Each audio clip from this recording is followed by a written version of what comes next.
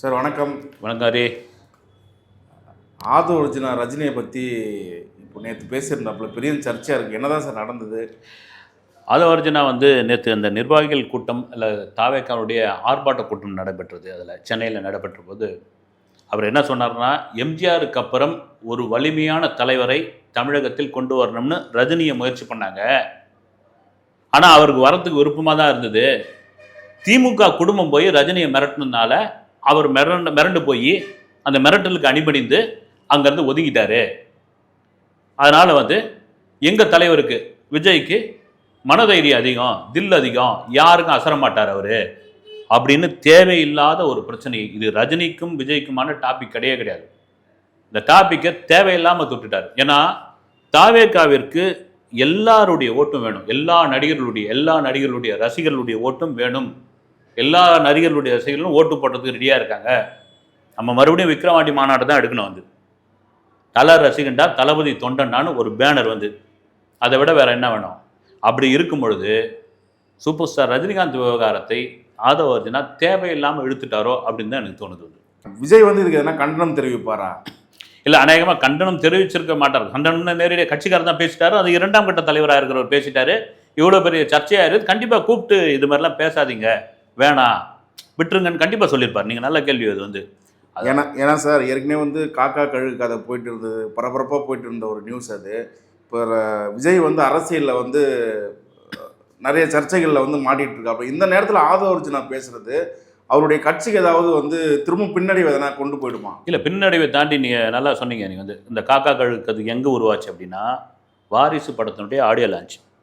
அந்த ஆடியோ லான்ச்சில் கூட யார் அதை லேசாக பற்ற வச்சது தெரியுங்களா? சரத்குமார் வந்தாரா, அவர் பாட்டு பேசினார்ல, அவர் என்ன பண்ணிட்டாரு, சூப்பர் ஸ்டாரு விஜய் தான்ட்டார். இது தேவையில்லாத ஒரு விவகாரம். இது மாதிரியான வேலைகள்லாம் பண்ணுவாங்க. அது நான் சரத்குமார்னு சொல்ல, ஓகே. அந்த நேரம் என்ன ஆகிப்போச்சு, அது பெரிய சர்ச்சையாகிடுச்சு. நான் சூப்பர் ஸ்டார் இல்லை அப்படின்னு விஜயம் மறுத்திருக்கணும். அந்த சூப்பர் ஸ்டார் பிரச்சனை ரஜினிக்கும் ஒரு பெரிய மனத்தாங்களை உண்டு பண்ணி அது காக்கா கழுகு பிரச்சனையாக கதையாக மாறி அது 2 பேரையும் கோட் பண்ணி சொன்னாங்களா இல்லையன்றதை தாண்டி அது ஒரு பெரிய பிரச்சனையாக மாறிச்சு. பிரச்சனையாக மாறி அதோட அது அடங்கி போயிடுச்சு. அங்கே தொடங்கின விஷயம் அது விஜய் ரஜினி ரசிகர்களுக்கான ஒரு சோஷியல் மீடியா சண்டையாக கூட மாறிச்சு. மாறி அதுக்கப்புறம் ரைட்டுங்க, நான் சினிமா விட்டாச்சு, நான் ஜனநாயகம் தான் என் கடைசி படம், நான் அரசியலுக்குள்ளே வந்தாச்சுன்னா இந்த விவகாரம் நீருப்புத்த நெருப்பாக தான் அப்படியே நின்று போச்சுது. ஆதவ அர்ஜுனா இப்படி பேசுறதுனால ரஜினி ரசிகர்கள் தாவேக்காக்கு ஆதரவாக இப்போ நிற்பாங்களா, இல்லை எதிராக நிற்கிறதுக்கு வாய்ப்பு இருக்கா சார்? இல்லை, அவங்க எதிரான கருத்தை தான் பதிவிட்டுன்னு வராங்க. அவங்க தேவையில்லாத ஒரு விஷயம் தானே இது. அவங்க நாங்கள் ஓட்டு போடுறோம் போடல அப்படின்னு சொல்ல, பொதுவாகவே நான் சொல்கிறது ஆரம்பத்தில் சொன்ன மாதிரி தான் எல்லா ரசிகர்களுக்கும் நாம் விமல், விதார்த்து இவங்களுக்கும் ரசிகர்கள் இருப்பாங்க. அவங்க கூட நம்ம விஜய்க்கு போடலான்றது அப்படி தான் ஓட்டு வேணும், அவங்க அப்படி தான் கேட்கணும். அப்படி இருக்கிற நேரத்தில் தேவையில்லாத ஒரு விஷயத்தை பேசணும்னா எப்படியா நீ சொல்லலாம், எங்கள் தலைவருக்கு மனதைரியம் இல்லைன்னு நீங்கள் எப்படி சொல்லலான்ட்டு அவங்க சில விஷயங்களை ரீவைண்ட் பண்ணியிருக்காங்க. முக்கியமான ஒரு விஷயம் என்னென்னா, செவாலியர் சிவாஜி விருது சிவாஜி கணேசன் அவர்களுக்கு கிரிக்கெட் ஸ்டேடியம் சேப்பாக்கம் ஸ்டேடியத்தில் பிரம்மாண்டமான விழா. அப்போ சிஎம் ஜெயலலிதா அம்மா அவங்க ரொம்ப தாமதமாக வராங்க. வந்த பிறகு ரஜினி அதில் பேசுகிறப்போ கடுமையான விமர்சனம். ஒரு சிஎம்மை வச்சுக்கிட்டு அவர் என்னன்னா, அவ்வளோ பெரிய நடிகர் திலகம், நம்ம தமிழ்நாட்டுக்கு இந்திய சினிமாவுக்கே முக்கியமானவர், செவாலியர் விருதுன்னு அவர் கிடச்சிருக்குது, ஆசியாவிலேயே முதல் நடிகர் கிடச்சிருக்குது. அதை நாங்கள் தயாரிப்பாளர் சங்கம் நாங்களாம் சேர்ந்து உங்ககிட்ட கெஞ்சி கூத்தாடி இந்த விழாவை நடத்தினோமா. அப்புறம் திரைப்பட நகரம் இதில் தரமணியில் அந்த நகரத்துக்கு அந்த நகரம் எம்ஜிஆர் பேர் வச்சுட்டாங்க, ரைட்டு. அதனுடைய விழாவில் நீங்கள் நடிகர் திலகத்தை கூப்பிட்டுருக்கணும், ஏன் கூப்பிடலன்னு சொல்லி மேடையிலே கண்ணாமுன்னான்னு பேசின பிறகு அந்த விழா முடிஞ்ச பிறகு அதிமுக தொண்டர்கள், பொதுவானவர்கள் நிறைய பேர்லாம் கல்லெல்லாம் எடுத்து அடிக்கலாம் ஆரம்பித்தாங்க. இப்போ கூட பாக்கியராஜ் பிறந்தநாள் விழாவுக்கு ரஜினி ஓப்பனாகவே பேசியிருந்தார். அடிக்கலாம் ஆரம்பித்தாங்க. நான் பாக்கியராஜை காப்பாற்றி போலீஸ் வேனில் வீட்டுக்கு அமுச்சு வச்சேன் நான் அப்படின்னு சொல்லியிருந்தார். அப்போ அந்த எதிர்ப்பலை அவ்வளோ பெரிய தில்லு எங்கேருந்து வந்தது? பாட்ஷா படத்தினுடைய வெற்றி விழா அடையார் கேட் ஹோட்டலில் நடந்தப்போ அப்போ சிட்டிங் அமைச்சர் ப்ரொடியூசர் மறைந்த ஆர்.எம். வீரப்பன் அவர் தான் பாட்ஷா படத்தினுடைய தயாரிப்பாளர். அவர் அமைச்சரும் கூட. அப்போ ஜெயலலிதா அம்மையார் தான் முதலமைச்சர். அப்போ என்ன ஆகிப்போச்சுன்னா, பாம்பே படம் எடுத்ததுனால இயக்குனர் மணிரத்னம் வீட்டில் மண்ணெண்ணெய் குண்டை ஒரு 2 பேர் பைக்கில் வீசிட்டு போயிட்டாங்க. அது ஒரு பெரிய விஷயமா பெரிய சர்ச்சையாகி போச்சு. யாருமே அது சம்மந்தமாக ஒரு அறிக்கையும் கொடுக்கல, பேசவும் இல்லை. அது ரஜினிக்கு பெரிய வருத்தம். அப்போ என்ன பார்த்தா மைக்கை பிடிச்சி தமிழ்நாட்டில் சட்டம் ஒழுங்கு கெட்டு போச்சு, தமிழ்நாட்டில் வந்து வெடிகுண்டு கலாச்சாரம் பெருகி போச்சு, நீ பாரு ஒரு இயக்குனர் வீட்டில் ஒரு படைப்பாளியோட வீட்டில் அடிச்சுட்டு போகிறாங்க, என்ன அரசாங்கம் நடக்குது அப்படி இப்படின்னு சொல்லி ஒரு அமைச்சரை வச்சுக்கிட்டு பேசுறது அன்றைய நாளிதழ்களில் தலைப்புச் செய்தியாக மாறியது, போஸ்டராக மாறியது, பல வார இதழ்களில் கவர் ஸ்டோரியாக வந்தது, பரபரப்பாச்சு. அடுத்த நாளே ஐயா ஆர்.எம். வீரப்பன் அவர்களை பதவி விட்டு அந்த அம்மா வந்து தூக்கிட்டாங்க. அவர் அதை பற்றிலாம் கவலைப்படல. ஆக்சுவலாக ரஜினி வந்து இன்னொரு படம் அவருக்கு நடிச்சு கொடுக்குறதா இருந்தது ஆரம்பிக்கு வந்து, ஆனால் அது கைகூடல சத்யா மூவிஸில் வந்து. அதன் பிறகு அவர் அமெரிக்கா போயிட்டார், வந்துட்டார்.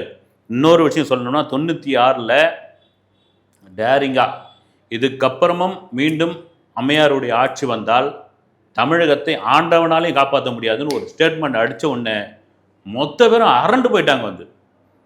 அப்போ மூப்பனார்லாம் சந்தோஷமாகி ரஜினியை நம்ம வந்து முதல்வர் வேட்பாளராக கொண்டு வந்து நிறுத்தலாம் அப்படின்னு ரஜினி வேணாங்கன்ட்டார். ரஜினி நினச்சிருந்தா அப்போ சிஎம் வேணான்ட்டார், என்ன நினச்சான்னு தெரில, வேணாங்கன்ட்டார். அது இப்படி பல சம்பவங்களை சொல்லிக்கிட்டே போகலாம். ஏன்னா ரஜினியோட வரலாறு, ஏன்னா அரசியல் களத்துக்கு அவர் பயந்தவரோ யாருடைய மிரட்டலுக்கும் வந்து பணிஞ்சவரோ கிடையாது.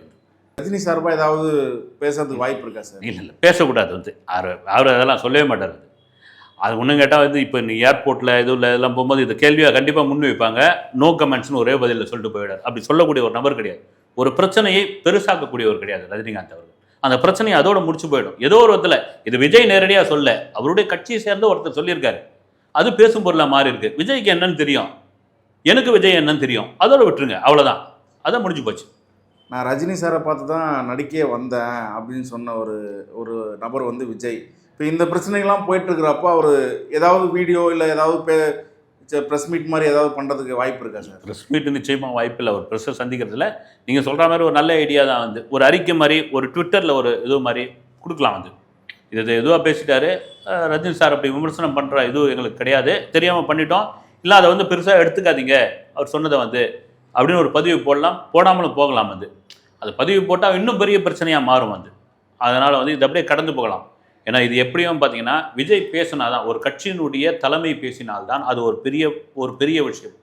அது அடுத்தடுத்து இருக்கிறவங்க ஒருவேளை ஆதவ அர்ஜுனா பப்ளிசிட்டி கூட பேசியிருக்கலாம், இது மாதிரி ஆதவ அர்ஜுனா சம்மந்தமாக பரபரப்பாக ஏதாவது பேசலாம் அப்படின்றதுக்காக அவர் பிளான் பண்ணி கூட பேசியிருக்கலாம். கண்டிப்பாக விஜய் கூப்பிட்டு கேட்டிருப்பார், வேணாம் இனிமேல் அதெல்லாம் தவிர்த்துருங்க, வேணாம், நம்முடைய நோக்கம் வந்து 2026 எலெக்ஷன் களம், அந்த களத்தை நோக்கி நம்ம ஓடுவோம், இதெல்லாம் தேவையில்லாத சர்ச்சைன்னு சொல்லியிருப்பார். அப்படி ஆதவ அர்ஜுனா பரபரப்பாக பேசினாலும் நம்ம கட்சிக்கு வந்து பின்னடைவான விஷயங்களை பேசும்போது கட்சிக்கு எந்த மாதிரியான பாதிப்புகள் சார் ஏற்படும்? இல்லை, கட்சிக்கு பின்னாடி கண்டிப்பாக வந்து நீங்கள் இது பின்னடைவான விஷயத்தை தாண்டி நான் திரும்ப சொல்கிறது தான் வந்து, எல்லாருடைய வாக்கும் மிக முக்கியமானது. நீங்கள் விஜய்க்கு எப்படி ஒரு கோடான கோடி ரசிகர்கள் இருக்காங்களோ அதே போல் அஜித்துக்கும் இருக்காங்க, அதே போல் சூப்பர் ஸ்டார் ரஜினிகாந்துக்கும் இருக்காங்க. அப்படி இருக்கும்போது ஏன்னா தமிழில் முன்னணியாக உள்ள 3 நட்சத்திரங்கள் இவங்க தான். கமலஹாசனுக்கும் இருக்காங்க, ஆனால் டாப் 3ல் இவங்க தான் வராங்க. அதில் டாப் 1, 2 யாரும் நம்ம வந்து பிரிக்க வேண்டாம். அப்படி இருக்கும் பொழுது அந்த ரசிகர்களுடைய மனநிலை என்ன ஆகும்? அது நீங்கள் ஒவ்வொரு ஓட்டும் பொன்னான ஓட்டுன்னுவாங்க, ஒரு ஓட்டை கூட நீங்கள் மிஸ் பண்ணக்கூடாது. அப்படி இருக்கும் பொழுது அது ஒரு லேசான ஒரு பின்னடைவுன்னு சொல்ல முடியாது, ஒரு லேசான உள்ள வந்து ஒரு சலசலப்பு. நீங்கள் சொல்கிற மாதிரி அதை மாற்றி பேசியோ அல்லது வேறு விதமாக இது பண்ணி கூட நீங்கள் இது பண்ணிடலாம். ஆனால் இந்த தேவையில்லாத ஒரு பேச்சு வந்து, இது வந்து தேவையில்லாத ஒரு பேச்சு. ரொம்ப நன்றி சார். வணக்கம்.